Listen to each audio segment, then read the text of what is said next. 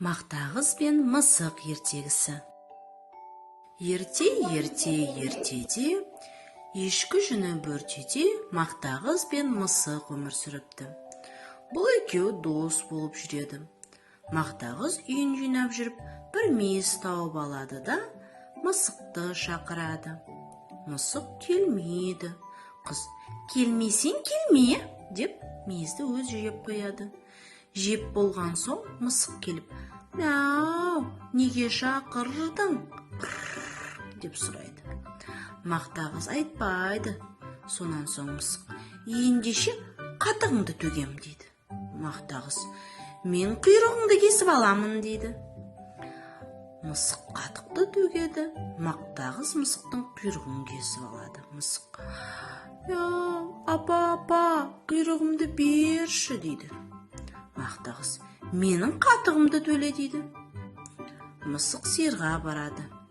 Сиыр, маған қатық берші» дейді.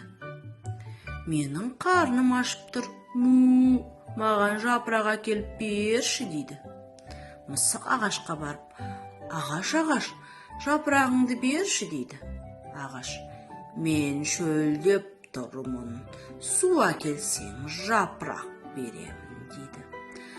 Мысық суға бара жатса, су әкеле жатқан қыздарды көреді. Қыздар, маған су беріңіздерші» дейді.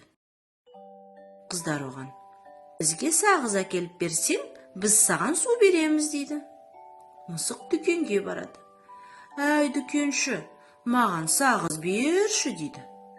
Дүкенші, «Маған жұмыртқа бер» дейді. Мысық тауыққа барады.